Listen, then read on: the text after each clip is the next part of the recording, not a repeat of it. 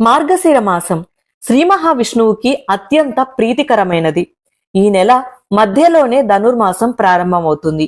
శ్రీరంగనాథునిగా అవతరించిన శ్రీహరిని గోదాదేవి ధనుర్మాసంలో భక్తితో పూజించి తన భర్తగా పొందింది. రోజుకో పాసురంతో శ్రీమన్నారాయణుని స్తుతించిన గోదాదేవి ఆయనను ప్రసన్నం చేసుకుంది. సూర్యుడు ఉత్తరాయణానికి మారే ముందు వచ్చే ధనుర్మాస శుద్ధ ఏకాదశినే ముక్కోటి ఏకాదశి అని పిలుస్తారు.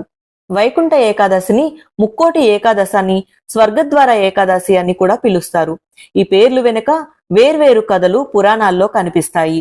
శ్రీ మహావిష్ణువు కొలువైన వైకుంఠంలోని వాకిళ్లు ఈ రోజునే తెరుచుకుంటాయి కాబట్టి దీన్ని వైకుంఠ ఏకాదశి అంటారు. దక్షిణాయనం ప్రారంభం ఆషాఢ శుద్ధ ఏకాదశి నాడు పాలకడిలిలో యోగనిద్రకు ఉపక్రమించిన నారాయణుడు కార్తీక శుద్ధ ఏకాదశి రోజు మేల్కొంటారు. ఇలా మేల్కొన్న స్వామివారిని దర్శించుకోవడానికి పుష్యమాస శుక్లపక్ష ఏకాదశి నాడు ముక్కోటి దేవతలు వైకుంఠానికి చేరుకుంటారు.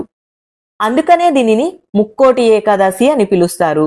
దక్షిణాయనంలో చనిపోయిన పుణ్యాత్ములకు ఈ రోజునే స్వర్గంలోనికి ప్రవేశించే అవకాశం కల్పిస్తారు.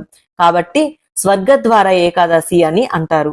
వైకుంఠం వాకిళ్లు తెరుచుకునే పర్వదినమైన ముక్కోటి ఏకాదశి నాడు సాక్షాత్తు ఆ శ్రీ మహావిష్ణువు గరుడ వాహనంపై 3 కోట్ల మంది దేవతలతో కలిసి భూలోకానికి వచ్చి భక్తులకు దర్శనమిస్తారు.